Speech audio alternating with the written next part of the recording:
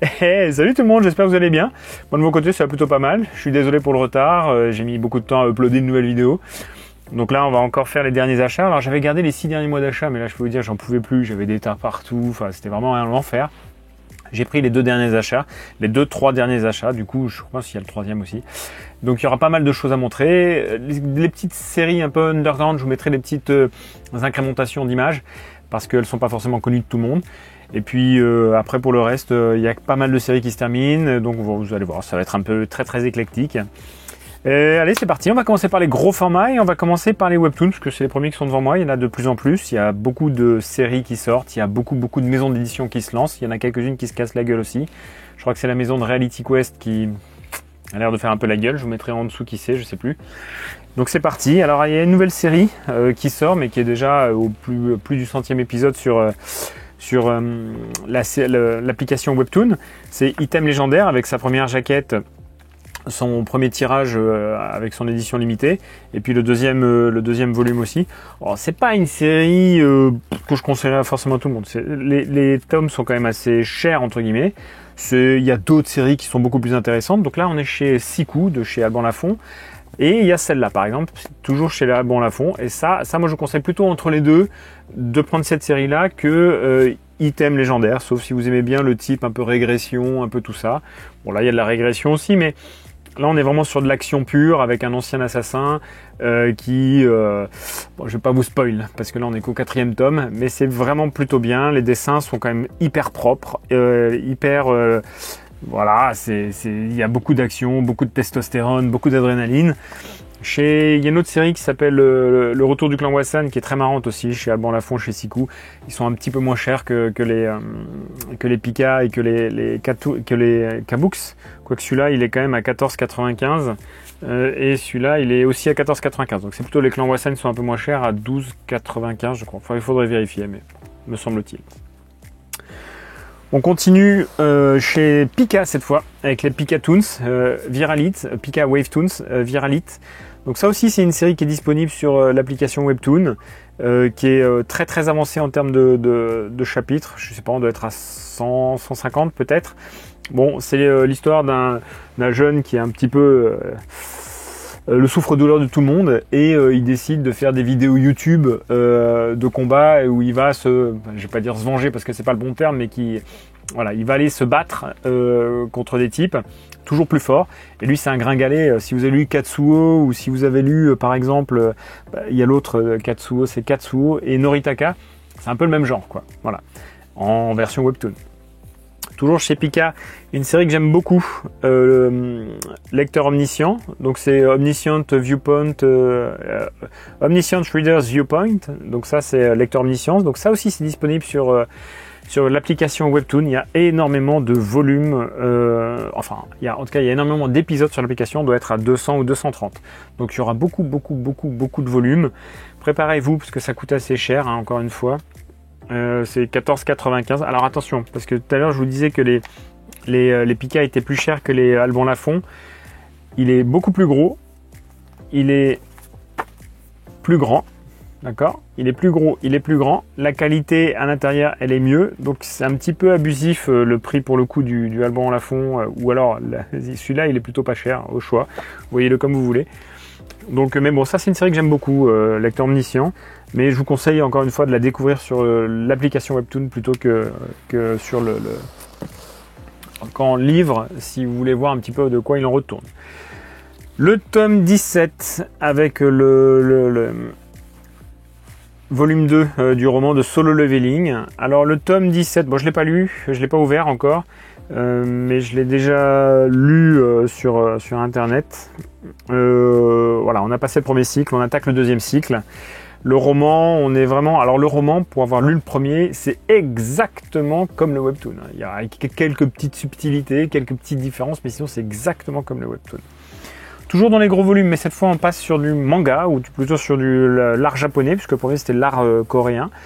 Avec Mochizuki No Manga No Life, le récit autobiographique de l'auteur de Dragonhead,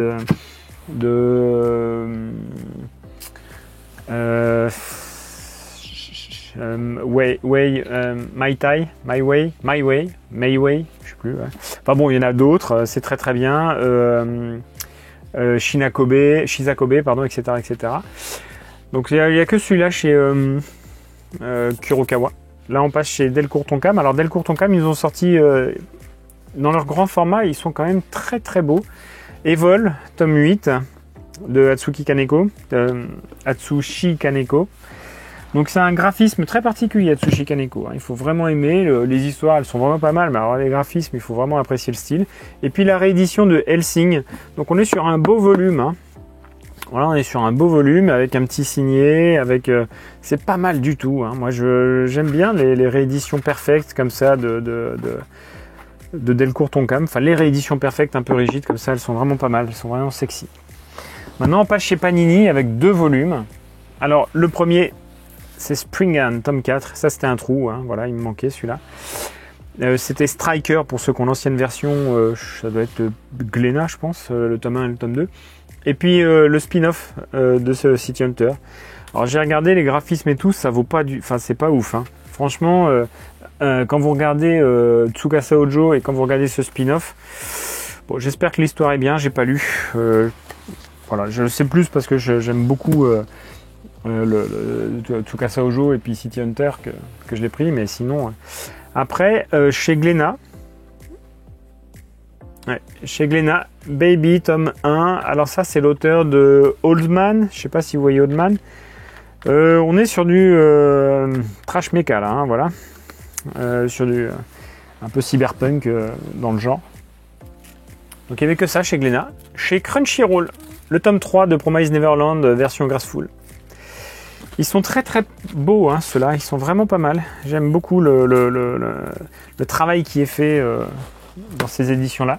Chez Picard, Rokudeyashi Blues, tome 18. Bon, moi, vous savez, c'est vraiment l'une de mes séries préférées, hein, Rakai Blues.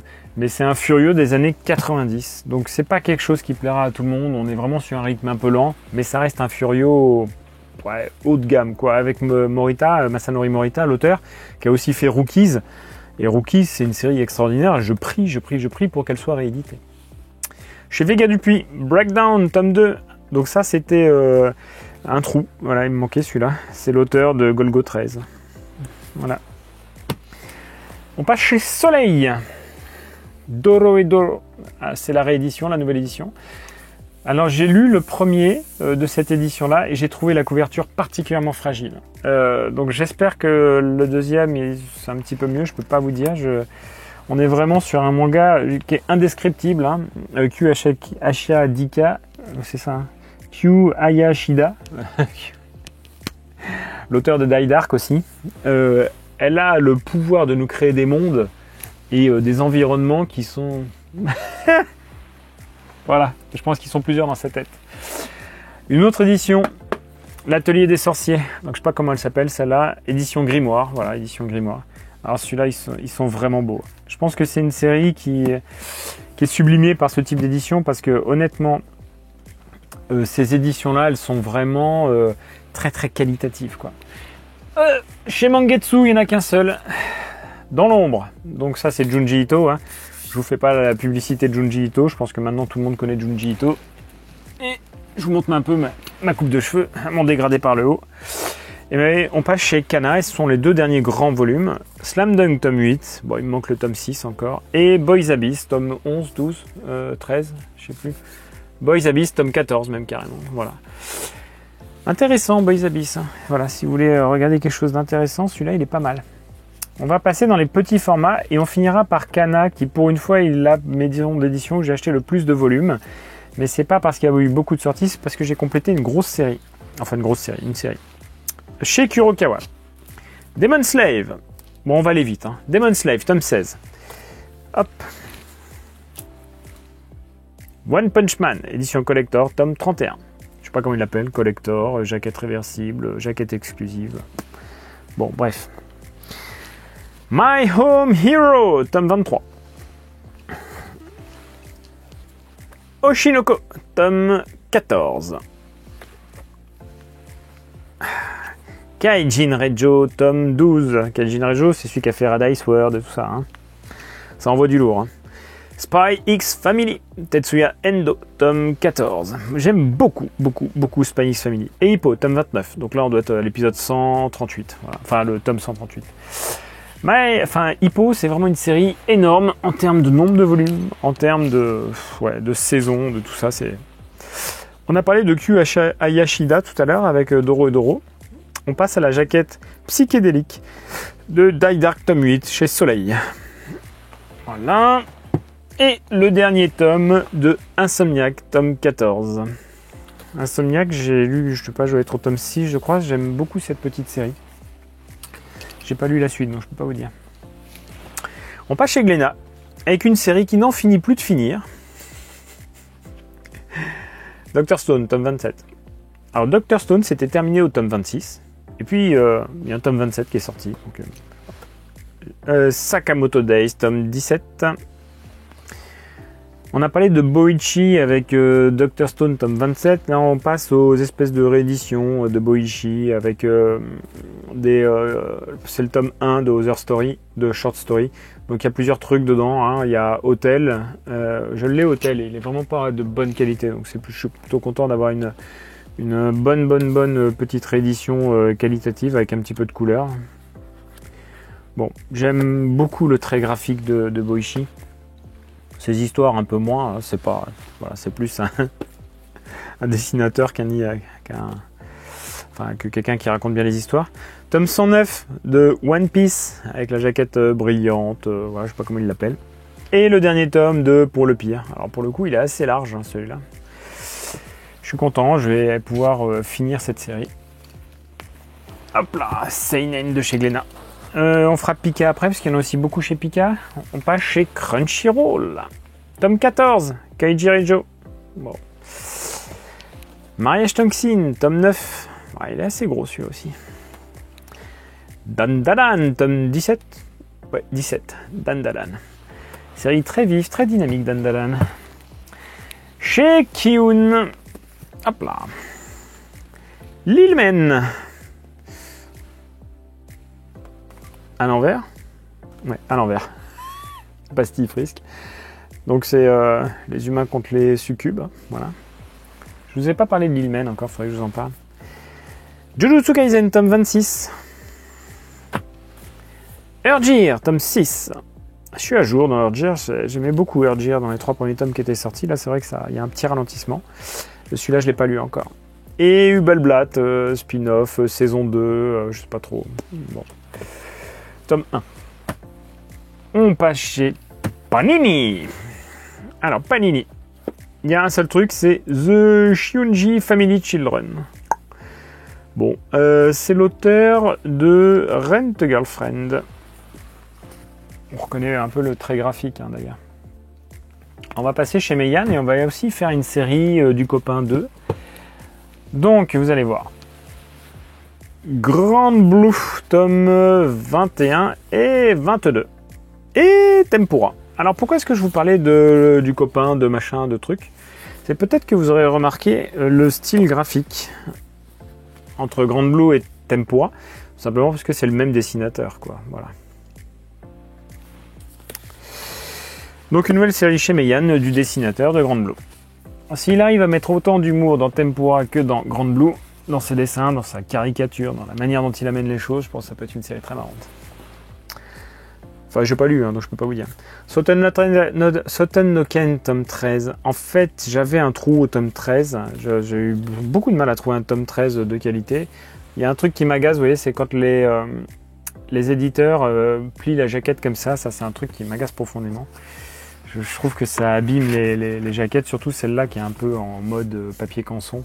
Elle va être un peu fragile, elle n'est pas pliée par la machine, mais vraiment par le livre. Hop là! Ça faisait pas mal de temps qu'on n'avait pas eu de tome, donc Deep 3, tome 9, et Chihuran, tome 22. Chihuran, il y a quand même beaucoup de volume, hein. Il y a 35, je crois, un truc comme ça. C'était pas dit comme ça quand on l'a acheté, je suis un peu agacé parce que ça va faire une grosse série quand même. Delcourt Tonkam, dernier tome de HX Heroes, avec son fan service et le public averti moins de 16 ans. Sous blister. Beck, il est aussi sous blister, mais c'est pas parce qu'il est un public averti, c'est parce qu'il y a un petit trombone là. Tac. Tome 13, ça faisait pas mal de temps qu'on n'avait pas eu de bec. L'une des séries qui a les jaquettes les plus jolies qui soient. Mission in the Apocalypse. Alors j'ai lu le tome 1 et 2, je trouvais ça plutôt pas mal. C'était un peu, je vais pas dire ésotérique, mais voilà, c'est post-apocalyptique, un androïde qui va chercher la vie dans un monde détruit. Ça ressemble un petit peu à Girl Last Tour, à Terrarium, voilà, un peu ce genre de choses. Et Pilote sacrifié, tome 8. Donc là aussi, jolie jaquette, papier canson, il faut faire attention, hein. Elles sont fragiles ces jaquettes-là. Chez Komiku, maintenant, il n'y en a qu'un seul. King of Horns, tome 19. Alors les Komiku, c'est un peu comme les Pika, je me presse toujours de les acheter parce qu'il n'y a pas de réédition, c'est une petite maison d'édition, et du coup... Holy Land, tome 10 et tome 12, il y avait un trou avec le tome 10. Voilà, j'essaie de compléter un peu les trous que j'ai au fur et à mesure, parce que il m'arrive d'aller faire les courses et puis d'oublier un truc par-ci par-là, parce qu'il y a tellement de volumes que... Chez Shiba Edition, Reverse Hand Café, tome 4, donc par l'auteur de... Enfin, c'est Akio Tanaka, c'est l'auteur de Glaucos et de Coq de combat, entre autres, et Tokyo Reverse Hedge, je crois. Nobi Nobi, tome 28, voilà. Iruma, pardon. On va passer chez Pika. Alors Pika, il y en a beaucoup, j'espère que j'aurai pas trop de désagréments dans la présentation. Je fable, et il en reste encore en bas. Ouais, c'est bon. Bon, il y en a beaucoup chez Pika, soyez prêts. Alors, notre ninja, Under Ninja, tome 13. Très sympa, Under Ninja. En tout cas, les premiers tomes sont vraiment sympas. C'est avec un auteur qui a l'habitude de prendre les gens à contre-pied dans tout ce qu'il fait. Comme il cherche chez moi, tome 18. Alors, celui-là, c'est un trou. The Warrior Princess and Barbaric King. J'espère que j'ai bien dit. The Warrior Princess and the Barbaric King, tome 4. J'ai eu beaucoup de difficultés à en trouver un de qualité. Voilà, celui-là. Je ne vous dirai pas si c'est bien ou pas, ça dépend des gens. Le dernier tome de Bakemonogatari, tome 22, au Great. Bon, il m'en manque 3 ou 4, donc vous les verrez probablement dans les prochains achats manga. J'ai des trous. Divergelder, tome 6. Alors ça, c'est pas du tout à mettre entre toutes les mains, et c'est pas un moins de 16, c'est carrément un moins de 18. Hein. C'est assez trash. Hein. Imura, c'est l'auteur de L'Habitant de l'Infini, bon, ce genre de choses, quoi. Blue Lock et Blue Lock Nagi, tome 5, et Blue Lock Classique, tome 26. Voilà. Toujours chez Pika. Ah. The Fable, tome 20. The Fable, c'est génial. Alors, je ne lis plus The Fable jusqu'à ce que le tome 22 sorte, pour faire le 18, 19, 20, 21, 22 d'un coup. Voilà. Hop là. The Summer Hikaru Dead, tome 5. Ils sont sympas les jaquettes, j'aime bien ces petites jaquettes à contre-temps. Versus, tome 3. Donc c'est par One, hein, l'auteur de One Punch Man, entre autres. Hop là. Dead Rock, tome... C'est combien 3, voilà. Par l'auteur de Rave, de Fairy Tail, j'ai mangé le nom, mais ça va me revenir après. I'm Standing on Million Lives. Donc ça, c'est le même auteur que Trinity Seven, tome 18, je crois. Ouais, 18. Maintenant, on passe chez Kana et vous allez comprendre pourquoi Kana, il y en a beaucoup. Ouais, tac. Donc la première pile de tomes uniques. Shy, tome 24. Hop là, pardon. Shy, tome 24. J'ai beaucoup de mal à lire Shy. C'est Real, tome 16. Donc il reprend du service, hein, notre ami Takehiko Inoue. Naruto, The Team Ninja Scroll, Konoha Shinden, tome 1 sur 2. Il n'y en aura que 2, hein, donc voilà, prenez pas trop de risques avec celle-là. And the Doglock, tome 16. Tome 21, pardon. New Normal, tome 5 et 6. Voilà, j'avais un petit trou, donc j'ai repris le 5 aussi. Alors celui-là, j'arrive pas à le lire. Kagurabashi, tome 2. Voilà, donc la première édition tirage, collector, jaquette réversible, brillante, appelez ça comme vous voulez. Le dernier tome de Tales of Wading Rings. Donc il me manque encore 2 volumes que je vais récupérer. The Bucket List of the Dead, tome 16. Et Bakuman, les 2 artbook, spin-off, appelez ça comme vous voulez, le CCP et le Caraman, voilà. Et pour finir, et vous allez comprendre, hop là, Angel Voice. Donc Angel Voice, c'est une série qui est terminée, je ne sais plus, 40, 38, 39, 40, 41, 42 volumes, je sais plus. C'est le même auteur que Go and Go, le truc de baseball. Et en fait, la série commence à être, elle est plus réimprimée. Et il commence à y avoir quelques tomes en difficulté. Par exemple, le tome 32, par exemple. Donc, au début, je commençais à aller chercher, parce que tous les autres, j'ai tous acheté d'occasion. Donc là, j'ai acheté tous à neuf. Et en fait, j'étais en train de chercher. Puis, j'avais pas envie d'acheter un occasion là. Parce qu'à chaque fois avec les frais de port ça revient quasiment au prix du neuf, donc j'ai tout pris en neuf chez mon libraire, comme il y avait 5% de réduction, ça faisait 5% de moins, et donc du coup j'ai complété ma série, voilà, elle est full bien. Mais faites attention, si vous faites cette série, tardez pas trop parce qu'il commence à y avoir quelques tomes en difficulté, donc renseignez-vous, cherchez-les tout de suite et tardez pas trop. Voilà ce que je pouvais vous dire, ça m'a fait très plaisir de reprendre un peu du service. J'aimerais bien faire des vidéos un peu plus régulières parce qu'il y a quand même beaucoup de tomes que, en fait, à chaque fois, entre chaque vidéo d'achat, à chaque fois je stocke et je range pas en attendant de vous faire la vidéo. Donc là, comme il y a eu 6 mois, je vous dis, il y avait un monceau de livres, j'ai fini par dégager les achats précédents et, enfin, dégager entre guillemets, ranger les achats précédents. Et puis, du coup, pour faire celui-là. Bon. En tout cas, je vous embrasse très très fort. Lisez plein de mangas, plein de webtoons. Amusez-vous, faites-vous plaisir. Les beaux jours arrivent, profitez-en et je vous dis à très bientôt. Allez, salut!